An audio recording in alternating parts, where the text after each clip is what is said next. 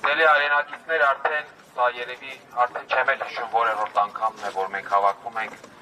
Հայաստանի Հանրապետությունում ՄԱԿ-ի ուսական ներկայացուցչության դիմաց մեր ձայնը բարձրացնելու, մեր արդար պահանջը տեղ հասցնելու նպատակով եւ իրապես ցավալի է, որ 21-րդ դարում ողբերգական է ավելի ճիշտ, որ 21-րդ դարում աշխարհում խաղաղության եւ անվտանգության համար ստեղծված կառույցը ուղղակի չի կարողանում կամ չի անում այն քայլերը, որոնք անհրաժեշտ են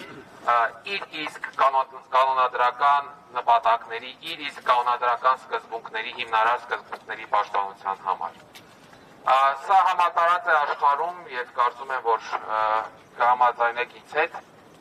բայց առնվազն մեր պարագայում մենք տեսնում ենք, որ այդ անգործությունը շատ ավելի ընդգծված է, կան մեխանիզմներ, կան գործողություններ, որոնք որ պետք է ձեռնարկվեն ապահովելու համար առնվազն ուրեմն Բաքվում աբօրինաբար պահվող մեր պատանդների առողջական իրավիճակը, պահման պայմանները եւ իհարկե դերձ դնելու է դատական ֆարսին եւ անձանց հայրենադարձնելու իրենց հայրենիք։ Խոսքը սկսվեց նրանից, որ Արցախի ժողովուրդը պայքարել էր ինքնորոշման համար։ Գիտեք, նույն միջազգային իրավունքը շատ հստակ ամրագրում է, որ ինքնորոշման համար պայքարի ելած ապստամբած ժողովուրդները ունեն այդ իրավունքը եւ որևէ ձևով դրանում որևէ հանցագործություն չկա։ Եվ այսօր Բաքվում գտնվող անձինք իհարկե հենց դրա համար են գտնվում այնտեղ, այսինքն մարդիկ, ովքեր որ պայքարել են ինքնորոշման համար, որոնք որ կանգնել են այդ ինքնորոշման դիրքերում եւ Արցախի ժողովրդի հետ միասին առաջ են մղել այդ իրավունքների պաշտպանության օրակարգը, այսօր դատվում են, այսօր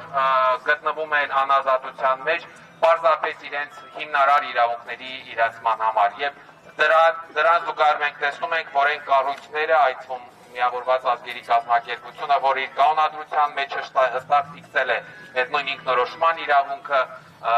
ազգերի իրավահավասարության իրավունքը, ուղղակի որևէ գործողություն չի ձեռնարկում այս հանցագործությունները, ադրբեջանական հանցագործությունները կանխելու համար։ Մենք խոսել ենք, որ ՄԱԿ-ի մարդու իրավունքների բարձր հանձնակատարը անդրադարձել է այս հարցին։ Այսինքն սա մեզ ինչ է տալիս, սա մեզ տալիս է ուղերձ, որ տեղյակ է, այսինքն ասել, որ տեղյակ չէինք, թե ինչ է կատարվում կամ չէինք հետևում, արդեն իսկ չենք կարող։ Ֆիքսվել է, որ տեղյակ ենք եւ արդեն պետք է կատարել գործողություններ, որոնք որ կնպաստեն այդ իրավիճակի կարգավորմանը։ Իսկ այդ գործողությունները բազմաթիվ են ՄԱԿ-ի շրջանակներում, պատվիրակությունների ուղարկում, մշտադիտարկման իրականացում, պրոցեսի նկատմամբ վերահսկողության սահմանում, ընդ որում ոչ մի կառույց, ՄԱԿ-ը ունի տարբեր կառույցներ, չէ, ոչ թե մի կառույցի կողմից, այլ տարբեր կառույցներ ունեն որոշակի լիազորություններ այս հարցում։ Եվ մեր խնդրանքը պահանջը այսօր այստեղ հավաքվածներից հենց կայանում է դրանում, որպեսզի օր առաջ շոշափելի եւ գործնական քայլեր ձեռնարկվեն